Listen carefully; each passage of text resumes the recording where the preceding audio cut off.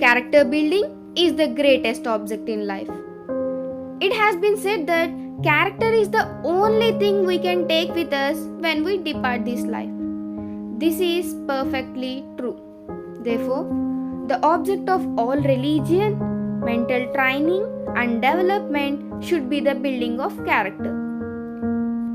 A religion that does not build up character is worthless.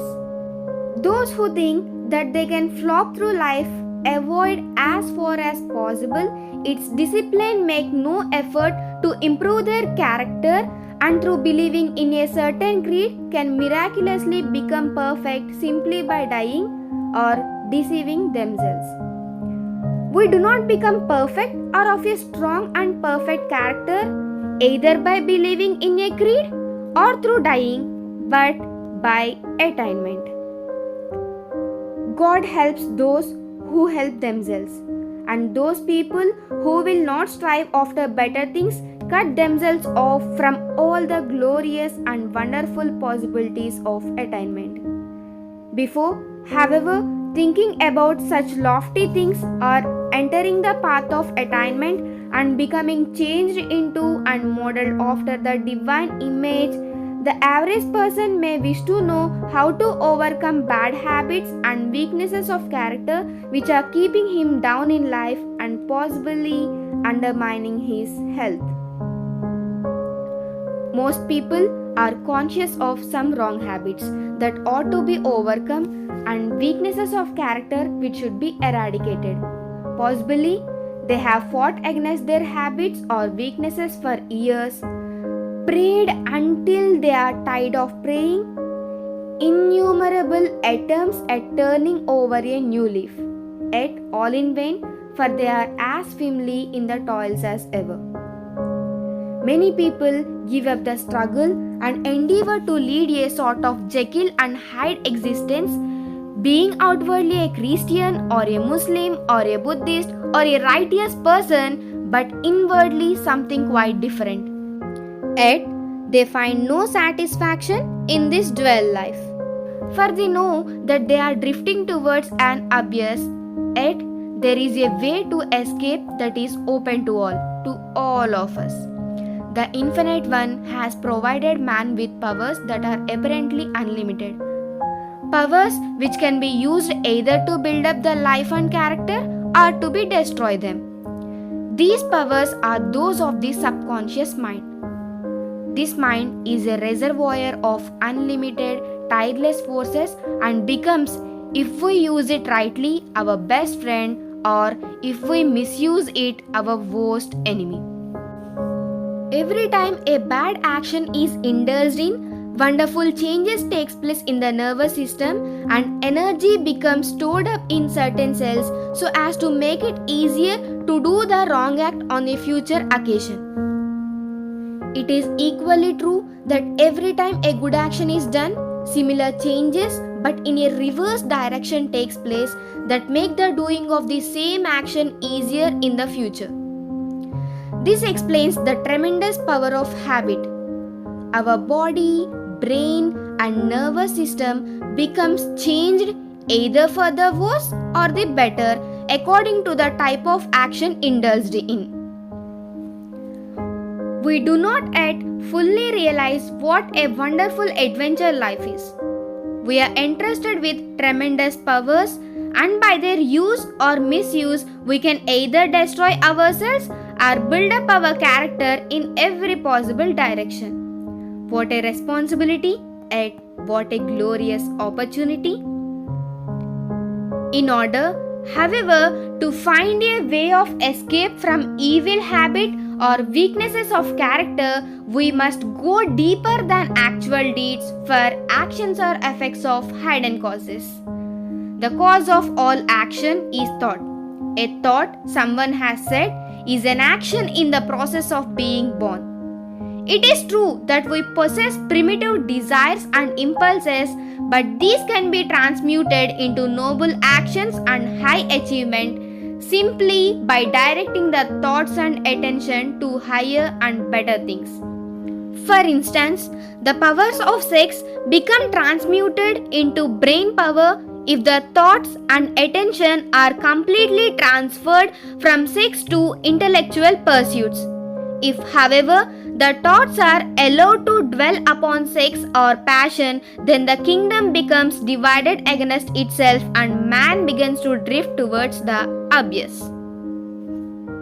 The strain of modern life is filling our asylums, yet there are those who can work 15 or even 18 hours a day and thrive on it.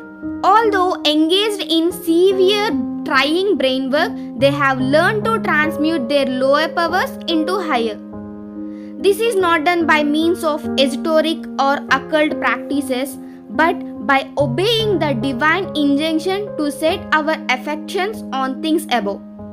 In other words, to keep our thoughts and attention fixed upon higher and better aims, ambitions, and pursuits. It is impossible to overcome bad habits by fighting them, for the more we fight them, the stronger they become. The injunction to resist not evil is very applicable to habit. The way of escape is not by fighting evil or wrong habit, no matter what its character may be, but by concentrating upon building a good habit that shall cut the ground from under the feet of the bad one, or by turning the attention to higher and better things. Whatever we fix our attention upon, or whatever it is that we idealize, our subconscious mind endeavors to actualize and make real in our life. By fighting a habit, we direct subconscious attention to it, and this is fatal. If, however, we turn our whole attention to something entirely different and which is higher and better, all the powers of subconscious are directed towards the production in the life and body of the new object of attention. We see, therefore, that we do not have to overcome habit. If we did, our task would be hopeless, for the human will is helpless before the power of subconscious mind. The subconscious powers can be led by the imagination, but they cannot be coerced by the will. The will must be used not to fight the habit, but in rising and directing the attention to something higher and better. By the means a new habit is formed, the attention of the subconscious mind is taken away from the bad habit and all the powers directed towards the creation of a new and better one.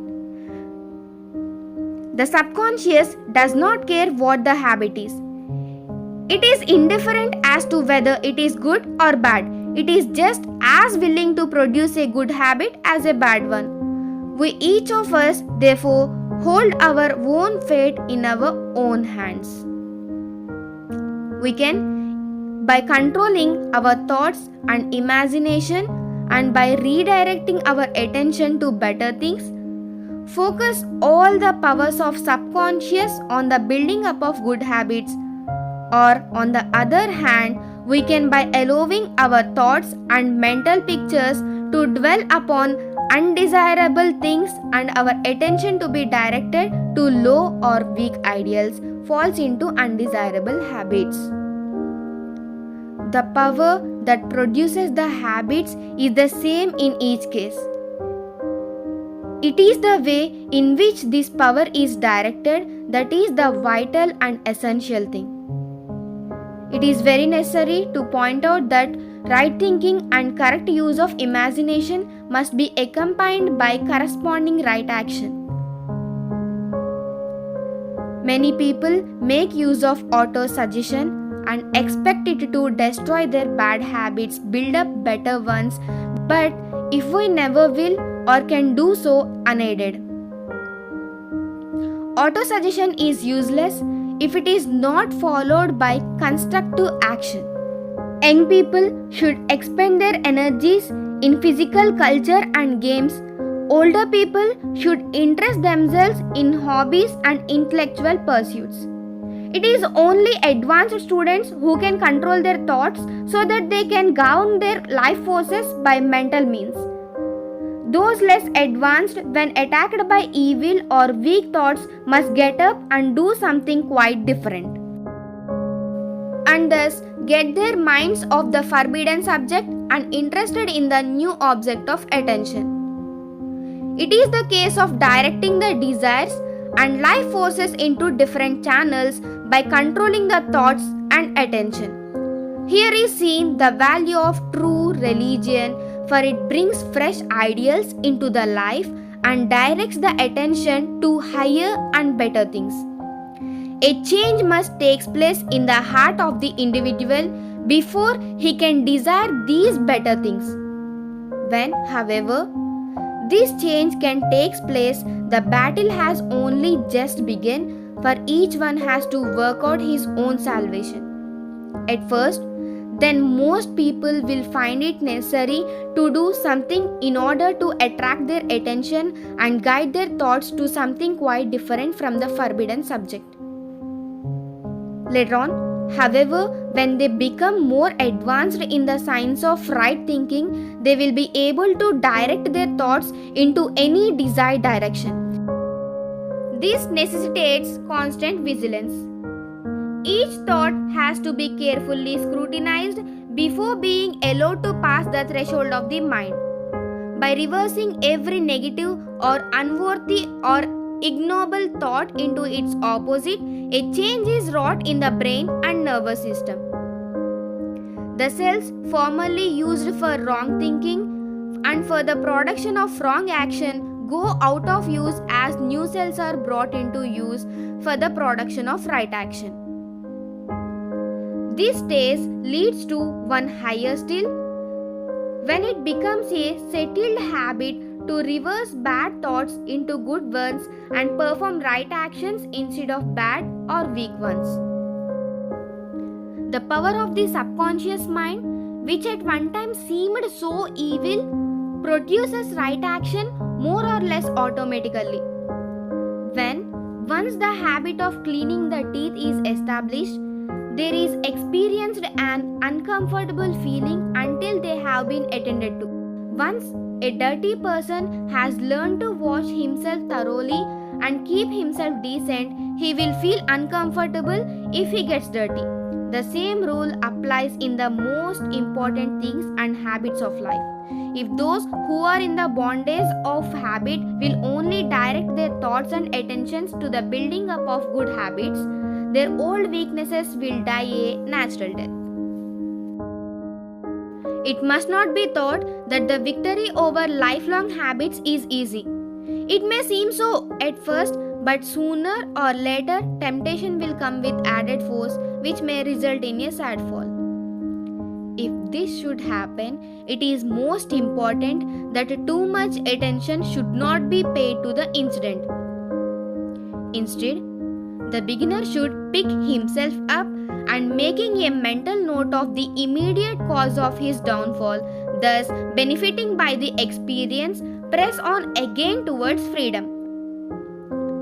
It is most helpful to realize that not only is the subconscious mind willing to be guided aright, if we will only persevere long enough until persevering itself becomes a habit, but that we also have behind us all the spiritual powers of God. The Infinite One sees to it that the odds are not overwhelmingly against us. Our difficulties are not insuperable, although they may appear to be so. We can always win through if we faint not. Heaven looks on with sympathetic interest and rejoices with the struggler when he succeeds and mourns with him when he fails. The struggler is a stiff one, for it is only by this that the seeker after God can become strong in character, but the victory can always be won. When the situation appears hopeless, let the struggling one remember that there is a way of escape somewhere, and that God, who is his freedom and deliverer, will reveal it to him if he faints not. If all who seek deliverance will realize that the power of the infinite is on their side, and that they are bound to become victors if they will only keep on, they must succeed. And what a joy is theirs! There is no happiness quite like that which comes to one who has fought the good fight and overcome habit and weaknesses of character. May all of us experience the supreme joy of overcoming. Hello friends, hope you understand the video till end. The facts that you learned are not from somewhere but from the personality development books Bhagavad Gita, Bible and Quran. Follow the tips from these books and lead a better life. Thank you for watching.